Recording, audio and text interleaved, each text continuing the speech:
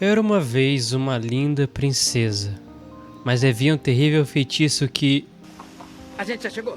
Cara, literalmente acabou de começar o vídeo. Posso continuar aqui? Bom, esse terrível feitiço só poderia ser quebrado por um... A gente já chegou. Tá bom, cara, tá bom. Chega, a gente vai falar de Shrek, tá? Tá bom pra você, burro? Hoje a gente vai falar sobre Shrek e fábulas modernas. Pronto, pode falar agora, burro, vai. É isso aí.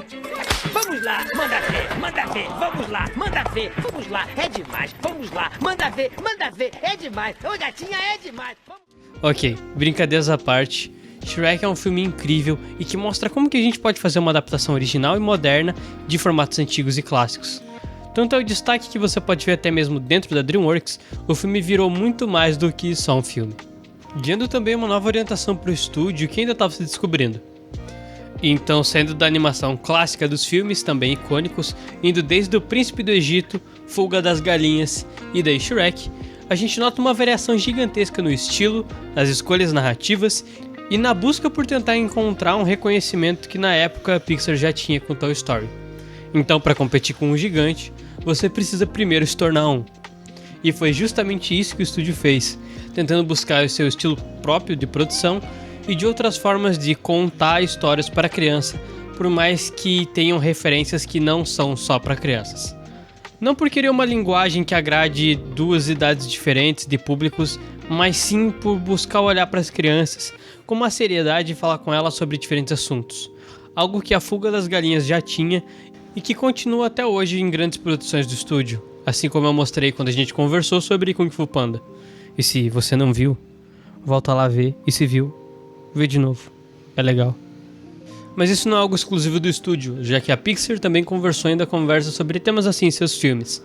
Mas, então por que a DreamWorks e Shrek têm um destaque tão grande? Bom, acho que para responder essa pergunta a gente precisa olhar para o filme, não para o Shrek, mas sim para o estilo que ele busca representar nas telas. Enquanto a Disney escolheu representar um conto de fadas por uma adaptação mais romantizada, a DreamWorks adaptou essas histórias olhando de um ponto de vista mais moderno, utilizando a sátira para servir de crítica e para justamente conversar de uma forma mais lúdica sobre os assuntos mais complicados, por assim dizer, como relações de poder. Alguns de vocês podem morrer, mas é um sacrifício que eu estou disposto a fazer. Amor romântico.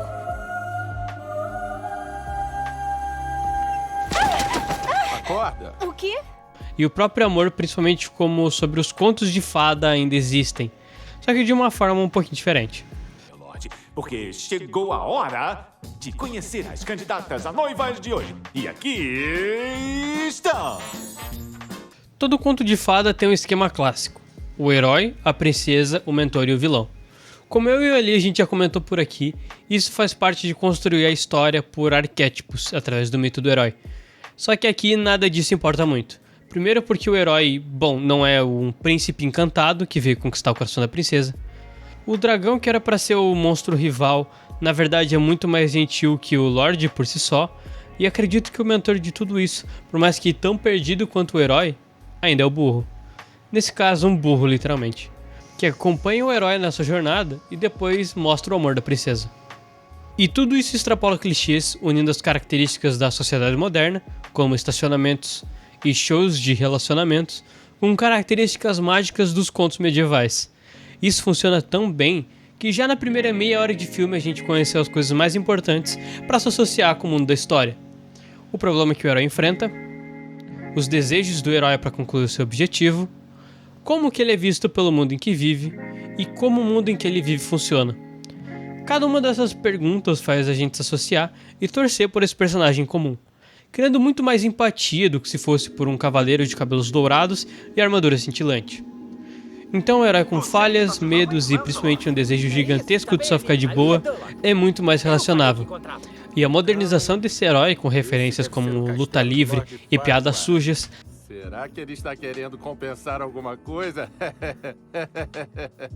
Ajuda ainda mais a construir essa conexão, porque a gente se vê junto desse herói, porque o humor cria na obra a tensão com o setup de uma missão lendária para derrotar um terrível rei, só que irrita si próprio, tornando o caminho para chegar lá uma grande junção de piadas, trocadilhos e que não levam nem um pouco essa missão épica a sério. Tanto que ao olhar para esses clichês, começa a construir a crítica sobre o seu próprio herói, que é como uma cebola, que por mais seja visto por todos como uma fera dura e assustadora, eles na verdade têm camadas. Não só chegar em uma vila, como o próprio Shrek diz. Oh, entendi. Talvez eu devesse ter decapitado toda a vila e pendurado as cabeças, pegado uma faca, cortado a barriga e bebido seus fluidos. São questões complicadas que vão além dos clichês de contos de fadas. É justamente mostrando esses lados mais delicados que o filme busca contar pra gente, dar uma moral da história, assim como os contos de fadas. Mas vamos pra parte importante de toda essa jornada, a conclusão de toda a busca, quando o nosso herói enfrenta o temível dragão e encontra a princesa. Depois de fugir pelo castelo em ruínas, o burro vai ficar pra trás, encurralado pelo dragão. E assim como os ogros têm camadas, o dragão também tem. E mostra pra gente mais uma vez que não é porque é um dragão mortal cuspidor de fogo que ela não vai se apaixonar por um burro falante. E então, o bravo cavaleiro deve acordar a princesa na torre com um beijo de amor verdadeiro, assim como contam as lendas. Mas a gente não tá falando de um bravo cavaleiro comum e nem de uma história comum. Shrek é um filme que fala de diversas vezes em metáforas sobre as histórias que buscam ensinar muita gente por metáforas também. Por exemplo, a Chapeuzinho Vermelho, que ensina as crianças a não falarem com lobos no meio do mato. Ou até mesmo a Branca de Neve, que mostra pra gente o que acontece quando você aceita uma maçã de estranhos. Você morre! Tá, mas o filme em questão técnica não tem o melhor 3D do mundo. Por que você daria tanto destaque pra esse filme? Claro que ele ganhou prêmios e na época ele era bem lembrado, mas agora é mais relembrado pelos memes. É aí que tá a magia do filme, nos memes. Porque como um filme de humor, o principal ponto dele é ser engraçado. E sabe, Shrek me lembra muito outro filme que também pega um estilo clássico e ri completamente dele e de todas as regras. No caso, Monty Python e a Busca do Cálice Sagrado. Não só Monty Python também é relembrado por piadas e memes, agora eles também buscam olhar no estilo clássico de contar uma história e fazer humor.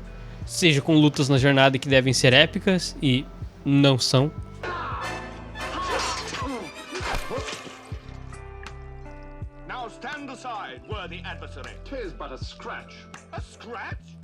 Perguntas desafiadoras que testam a inteligência e sabedoria do herói e que na verdade encontram uma solução completamente diferente. What is the airspeed velocity of an unladen swallow? What do you mean?